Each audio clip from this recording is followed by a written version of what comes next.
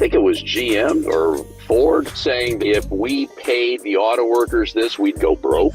Right. And they really screwed themselves up on that whole thing because they gave themselves, 40% pay raises?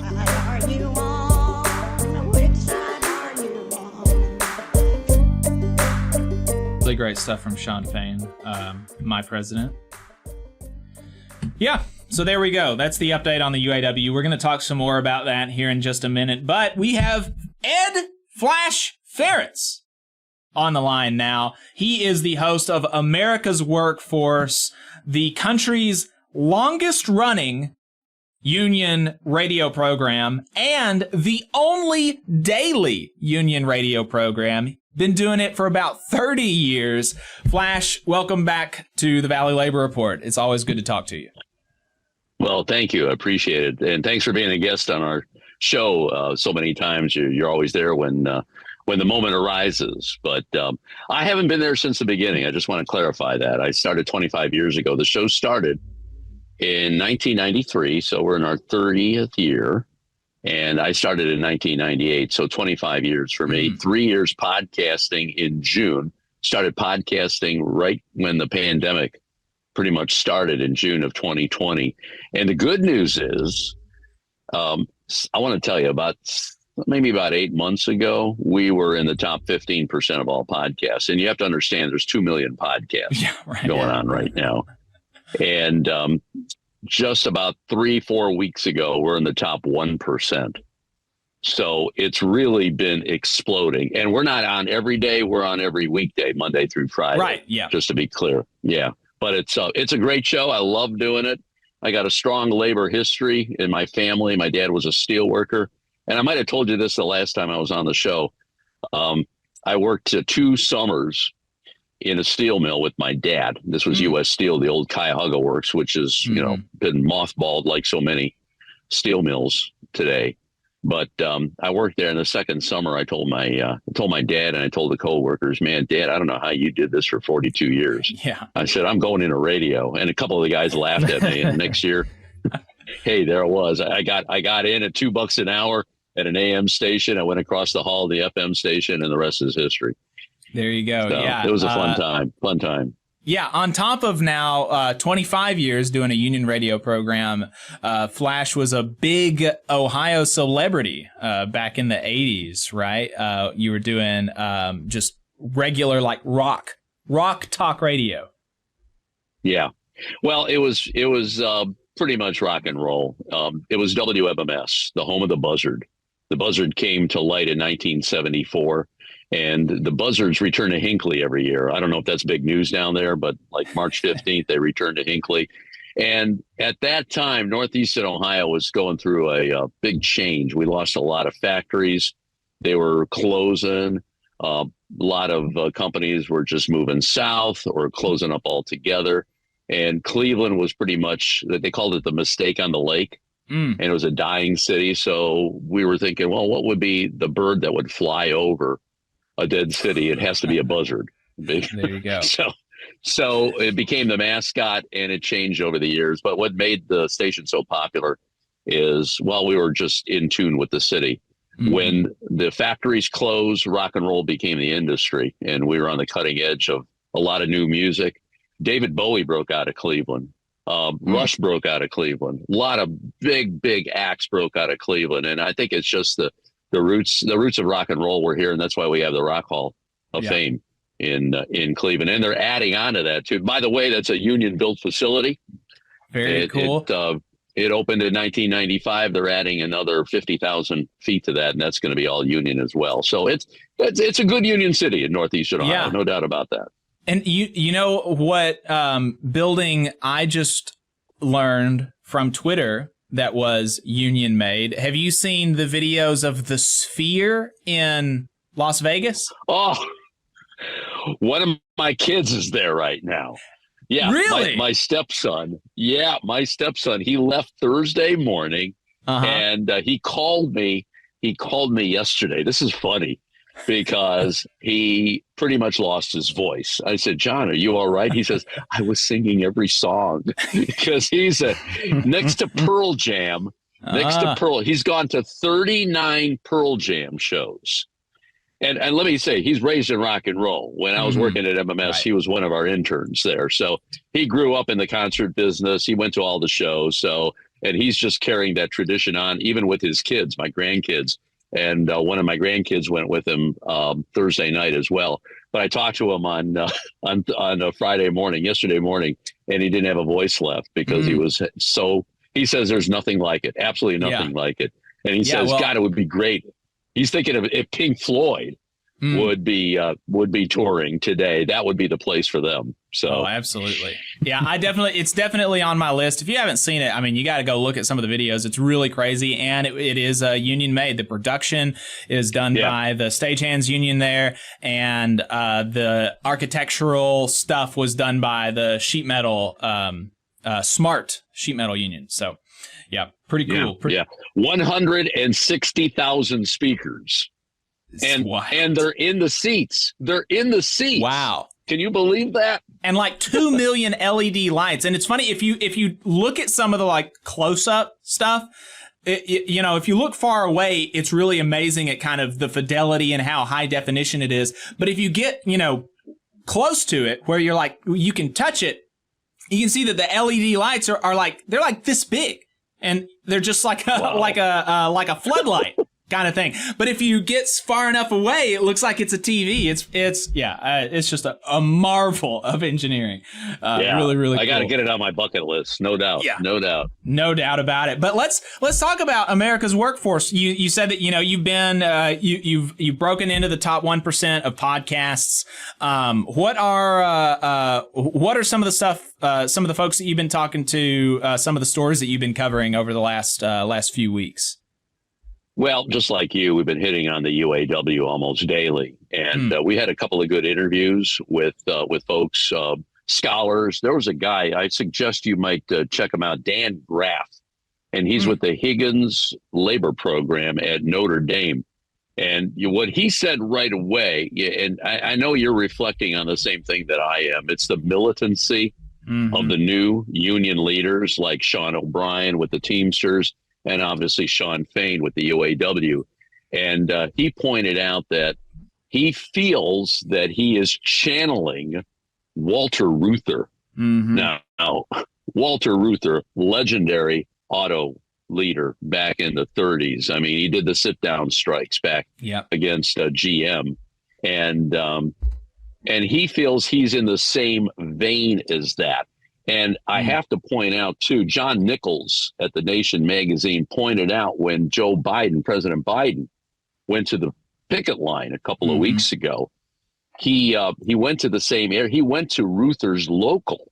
Yep. So I think he's on the same vein. Because, he's clearly the most union-friendly president since FDR, and that was FDR's time back in the 1930s. So we hit on that. I have a good show coming up on Monday, and all these it isn't posted yet, but I talked to another, she's a contributing writer for The Nation magazine. Her name is Sarah Lazar. She also writes for Workday Cleveland. Are you familiar with her? Yes. She's been on the program a few times, and she has been my editor when I've written for In These Times. She used to work at In These Times magazine, and so she's edited a few of my pieces. She's still contributing to In These Times, and she talked about the plight of the auto worker. And and you know what? In your show, America's Workforce, we try to talk about the worker point of view, which, as you know, is missing in mainstream media. So much missing. And I say this on my show so many times. When the Teamsters were talking about striking at UPS, what did they talk about in the mainstream media? Oh, you're not going to get your package delivered. There might be a strike. They're probably going to want a whole lot of money. I said, wait a minute, slow down here. Let's talk about the demands. Let's talk about what's going on as a UPS worker. And Sarah does that so well in the article. She had one individual she talked to. He's not even 40 years of age, and he can barely walk. And it's the repetitive, the musculoskeletal injuries, and the fact that they used to have, and I didn't realize this until I talked to her, they had like an ergonomics official and this was GM. I don't know if all three of them had it, but they had somebody that would be in tune with what's going on the assembly line so workers can get some help. And it's not like these, as you know, these are things that happen over time, and they're working their butts off. In many cases, these auto workers are working 6-7 days a week, 12 hours a day. Yep. Imagine the toll on your body. Now that's right. What we have to talk about. And that's primarily why they want the 32-hour week, the work week, because it's grueling. So, I mean, we're focusing on that. And I want to call attention to one of our sponsors on the show is the United Steelworkers. Our presenting sponsor is Labor's International, Terry O'Sullivan, who is now president emeritus, but we're still continuing with them. And we definitely we're tilted toward the building trades, because the building trades clearly need a lot more trades members, brothers and sisters there, because there's a lot of building going on. But the steelworkers, I come from that family, and they've been true sponsors over the years. And sadly, they lost a great leader here in Tom Conway. What we did last Tuesday, his service was Tuesday, and our producers Kelsey took a number of, from the last 3 years, little snippets of what I spoke to Tom about labor history. He brought up in one of the shows, the Homestead strike back in the 1890s. We talked about the Infrastructure Act and the fact that, hey, we need to this was before it was even passed, to make sure that it's all American and union made steel. That's the important stuff on there. But we put that all together and packaged that in that show. So we have to be topical.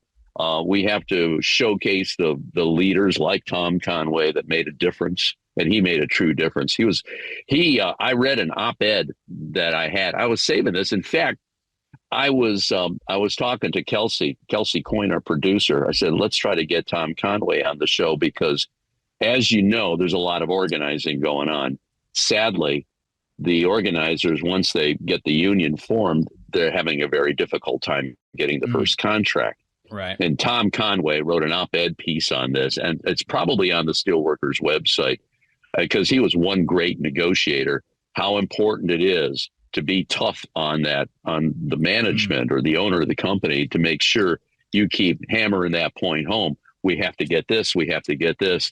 And there was a couple choice words that Fred Redmond was on the show yesterday from the AFL-CIO. He worked with Tom, and he said, there was a few choice words that Tom brought to the table to make sure he had to get it over the finish line. And he finally got his way. And that's how we remember Tom Conway. It's important that especially the younger generation knows what the older generation brought to working families. It's so important.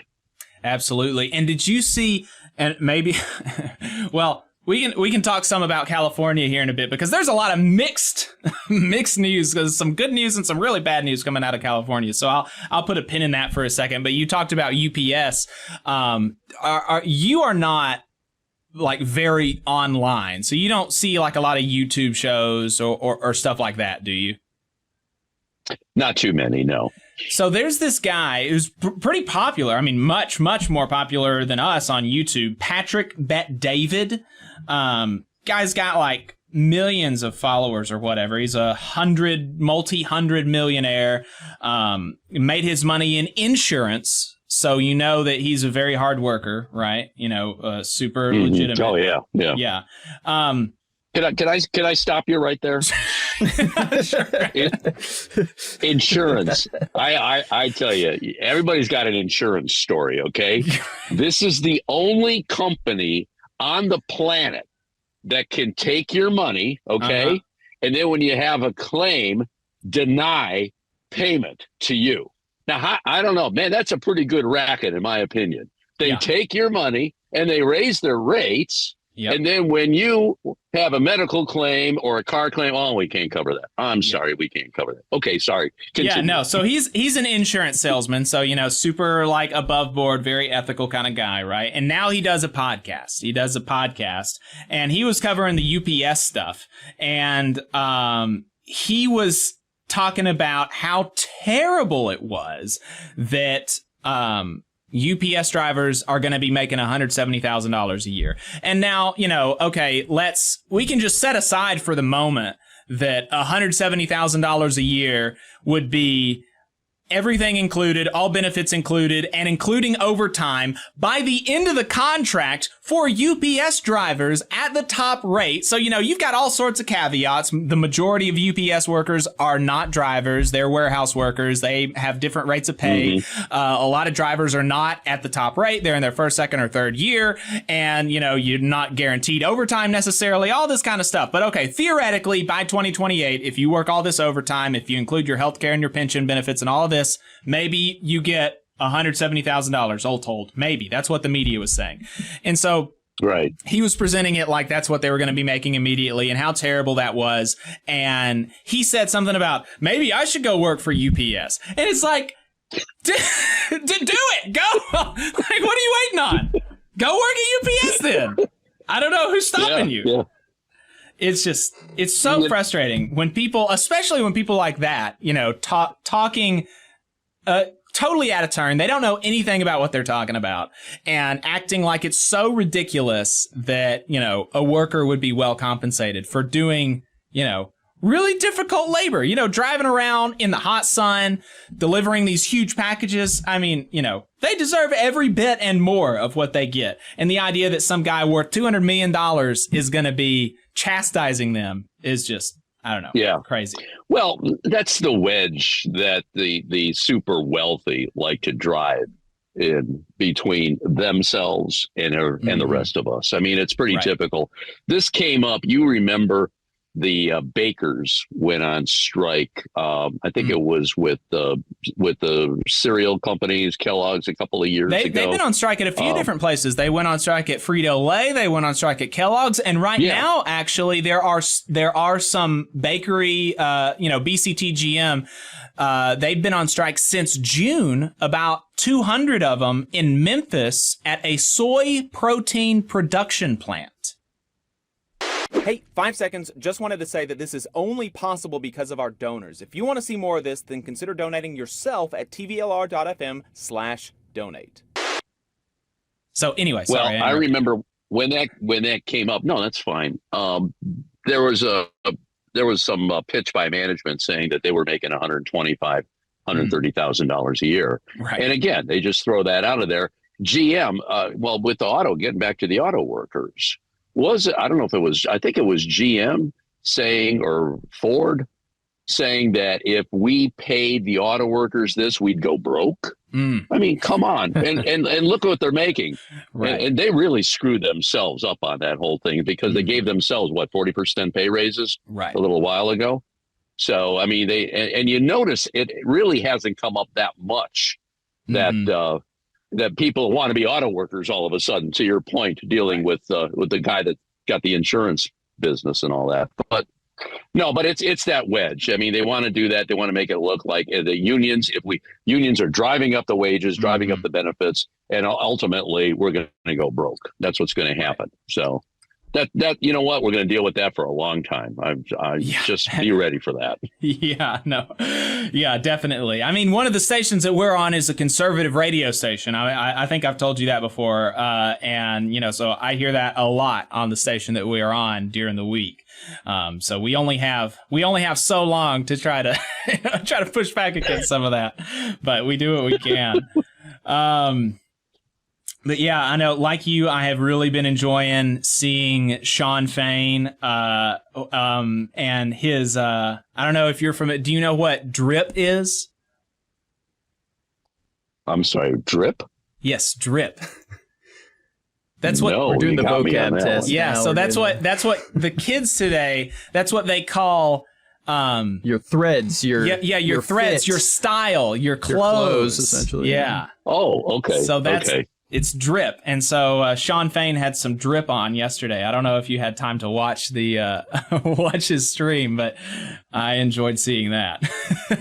Well, I saw the Eat the Rich shirt, so I mean that speaks for itself. So yeah. There you go. And so the other big strike in the news, the biggest strike in the news, you've got Kaiser in California, but bigger than that in terms of number of people that are on strike is SAG-AFTRA. You've still got 160,000 workers that are on strike. The writers just ended their strike, and they won, a lot of good stuff. I know that you've talked to people from the writers union about, during negotiations, before the strike started, during the strike, and I'm sure you've talked to people since the strike was over. And people may not know, but you're a member of SAG-AFTRA. You were a member of AFTRA before it merged with SAG. The AFTRA stands for American Federation of Television and Radio Artists. Yeah. TV, radio artists. Right. There you go. That as a merger SAG-AFTRA happened member, over a decade ago. Yes, over a decade ago they merged. So as a SAG-AFTRA member, how does all of these negotiations, how do they look to you? I know that you're not involved in the negotiations per se. You're not doing a lot of acting or voice acting and stuff in the industry now, but I'm sure that you've got folks in the unions still. And so how does everything look like? How does it look like it's going to you? Well, let me just backtrack a little bit. I'll be a 50-year member, by the way, of AFTRA, because I joined, it was WHK, WMMS. They were union stations. They were owned by Mallright Communications, and that union is long gone over there. They're part of the iHeart media chain now. But it'll be 50 years next year. And over a decade ago, they merged with SAG. And it was kind of funny, too, because when they merged with SAG, all of a sudden I started getting these DVDs in the mail. And I was wondering what's going on over here. But you heard of the SAG-AFTRA awards. And so we get to vote on those. So that's one of the benefits of my union. I get to see a lot of the movies. And many of them are Academy Award movies. And now things are going to be different this year. And I often joke that now that I'm in the same union now as George Clooney, although I'm not making the same money, but I think I am now because I'm not on strike and he is on strike. So there's a little difference over there. But I support what's going on right now. I've been reading a lot about it and hearing a lot about it. Bottom line is the George Clooneys of the world, the Meryl Streeps of the world, they get all the attention. It's just like the baseball players or football players. You think of there's a select few that make a whole lot of money, and then there's everybody else. When it comes to SAG-AFTRA, there's 160,000 members. About 32,000 of them are extras. They're background people. They ain't getting paid very much. Right. And these are the folks that could see their jobs disappear because of artificial intelligence. There's a story that I picked up, and I talked about this on the show, about how artificial intelligence is being used now. They would grab one of these actors or actresses, and they would have a van. They'd come on site, and they'd say, well, let's turn this way, let's turn that way. Let's do all these different movements with your body, speak, just talk, read this line, read that line, and you'd be in there for maybe a couple of hours, and you're done, and it's over.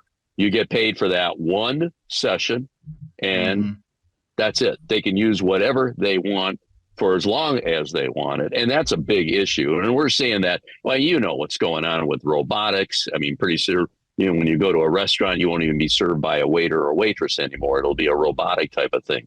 The whole thing that scares me about the future, and I often say I'm glad I'm on the back nine sometimes, because you're seeing automation in every different aspect of life.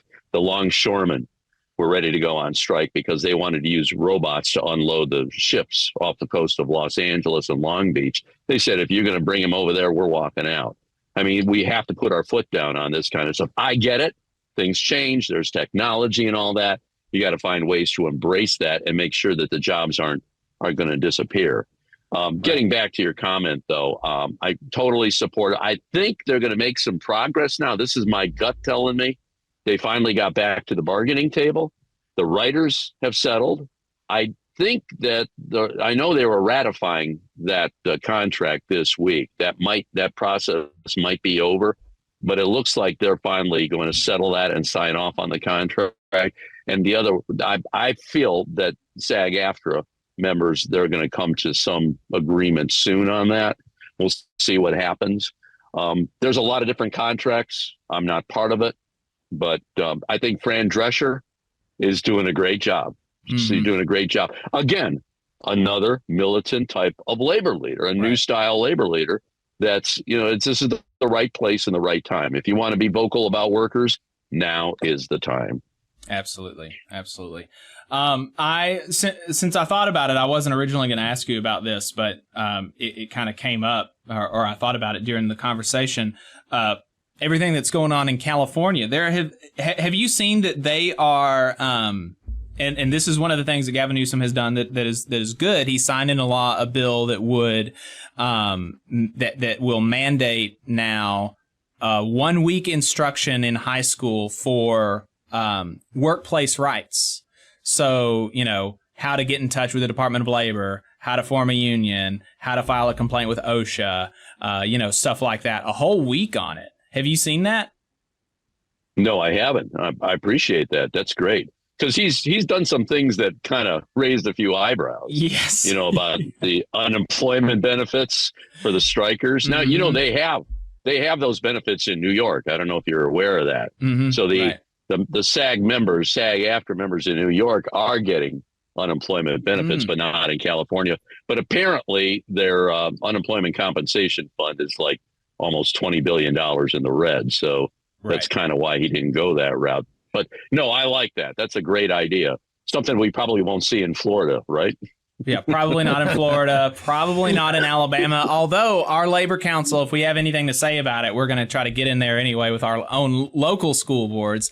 And Adam had talked to you about some lectures that he gave to some schools about labor history and stuff like that. So we're hoping to we're wanting to expand on that program and formalize it with some local schools here soon. But like you said, Gavin Newsom vetoed unemployment for striking workers. He also vetoed a bill that would make it easier for farm workers to organize. He vetoed OSHA protections for domestic workers. And this is a guy who's clearly he wants to be president, obviously. And so how does he think he's going to do that? By constantly pissing off unions. Here's my take on that. You know how divided the country is right now. And the way California is being perceived is la la land. It's far, far left. So he's trying. This is kind of the Bill Clinton strategy to kind of go more center and appeal to the moderates, because there's a lot of people, there's a lot of people in the middle. The far right, the far left. It's not going to come in a multitude amount of people. America is pretty much in the middle, and that's what he's trying to appeal to here. I'll tell you one person that I got my eye on is Gretchen Whitmer, the governor in Michigan, and I salute Michigan turning around right to work. That was great, and I'm hoping. Now, we're not a right to work state in the state of Ohio, but I think we got some of that Alabama blood up here. I don't know, man. It's definitely turned red. Ohio used to be a bellwether state. It used to be a purple state, and it would go Democrat, it would go Republican. But right now we have a super majority in the House and the Senate, and gerrymandering is all part of that. Right. And hopefully that can change. But Michigan, hats off to Michigan. I'll tell you, they did the right thing over there. Yeah, Michigan has really been doing some good stuff. Not only did they reinstitute or repeal right to work, they reinstituted prevailing wage, which is another really big thing. Right. Illinois has been doing some good stuff. J.B. Pritzker, I've been impressed with. As far as Democrats go, him and Whitmer have been doing some good stuff. So we'll see what they do. I definitely. If there were a primary in 2028 and we have Gavin Newsom, Gretchen Whitmer, and J.B. Pritzker, I'd be leaning towards the latter two than Gavin Newsom right now. Which is funny because if you listen to the people on the station that we were on during the week, Gavin Newsom is a Marxist, communist, crazy guy, right? Yeah, that's what I hear. But yeah. Well, like I said, California had been picked on a long time. And you're hearing stories, too, about people leaving California, going to places like Texas. I don't know how many are like that, but that's the Fox News type of attitude that you're hearing, that they're leaving. They can't stand the cost of living. I mean, granted, the price of gas there is ridiculous. I think in some areas it's like $7 a gallon. But and you know, for the life of me, there's a lot of people, I don't know how they're making it. We had Lynn Montgomery on the show. Lynn is she's a great person. She's based in Texas. She heads she's the president of the Transport Workers Union for Southwest, and she handles all of Southwest, the whole country. And she told me that there's flight attendants at Southwest in Los Angeles, take home pay $1,600 a month. Okay, in Los Angeles. How do you? And some of them are living in their cars because of that. But and it's just they're playing hardball. You know, all the big carriers have pretty much settled. Delta, American Airlines, United, I just settled, but Southwest is playing hardball. They're working on their computer system, I think. They don't want another crash like what happened during the holidays last year. Yeah. All right. Well, Ed, Flash Ferrenc, really appreciate your time. Always enjoy talking to you. America's Workforce, where can they find it? All right. The best advice I can give you, just go to awfpodcast.com. AWF, like America's Workforce, awfpodcast.com. All the shows are archived there. You can see all of our sponsors, and we're bringing more in. We're bringing in the Brotherhood of Maintenance Way next year as well. So that's great. Yeah, we got the Teamsters, we got the UAW, the communication workers, the steel workers. We want to get them all here. We appreciate that. Plus, we got the AFL-CIO. Yep. Fred Redmond, I'll tell you, there's one guy. I love that guy. He was on the show on Friday. But if you ever get an opportunity, and I can help you on that, get him on your show, because he's the real deal. He really is the real deal. Great number 2 man in the AFL-CIO. One more thing. Oh, yeah. Do I have a second here? Yeah, absolutely. All the time that you want. We were talking on Friday. If you go to the AFL-CIO main page, aflcio.org, and you know, this is the perfect timing for this, because our former president said he was going to go to see workers. You know, we all were under the impression that they were going to be UAW workers. No, they weren't. They were non-union. And he said, and he's often said that he supports the workers. He doesn't support the union leaders. So you've heard that so many times. So that kind of prompted the AFL-CIO to come up with Trump's record. And there's a lot of union brothers and sisters that support Trump. I don't know if it's the celebrity. I don't know what it is. That's you have to talk to a psychologist about that. The bottom line is the AFL-CIO set the record straight on Trump's record. Go to the website. It's like 4 pages long. There's a lot of crap that this guy has done over the years, going back when he was building in New York, and how he went around the unions, and it was and paid off people. It was ridiculous. But union busters on the NLRB, I mean, 2 of them were clear union busters, rolling back regulations, job protection, safety, OSHA. Check it out. It's really good information, and everybody needs to read that. Okay, I want to leave you on that note. That's a good note. AFLCIO.org, and it is on their front page, their press release, Donald Trump's catastrophic and devastating anti-labor track record.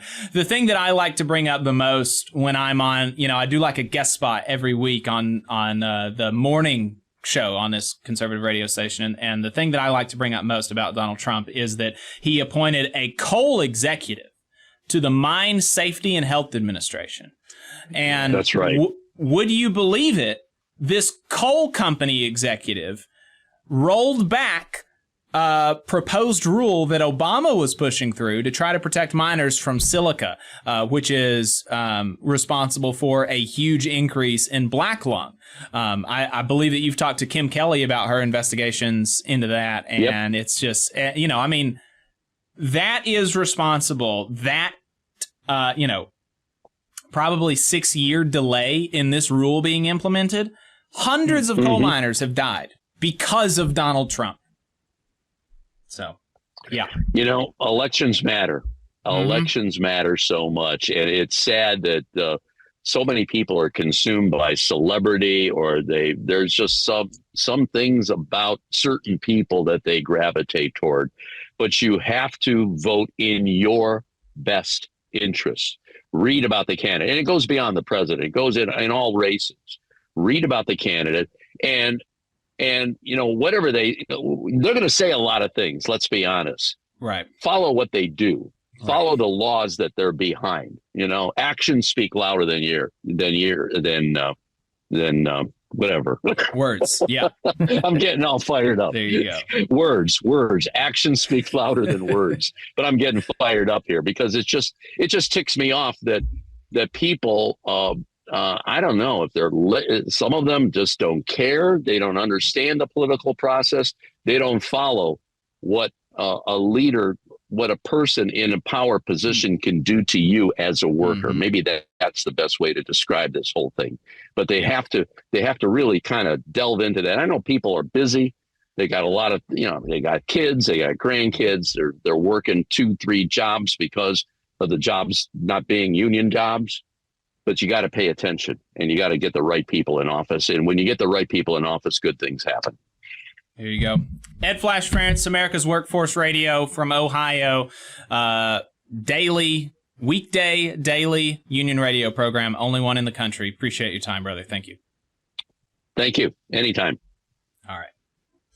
All right, folks. Really enjoy that. Definitely awfpodcast.com. Check it out if you haven't. It's a good listen. Always talking to folks from across the country about what's going on in their unions. Really good stuff. You just saw a clip from the Valley Labor Report. We are live every Saturday morning from 9:30 a.m. till 12:30 p.m. And we pride ourselves on keeping all of our content free to everybody so that we can talk to as many working folks as possible. If you support the work that we're doing, you think that it's important, you think that it's good, then consider making a monthly contribution to the project, and you can do that on our website, tvlr.fm.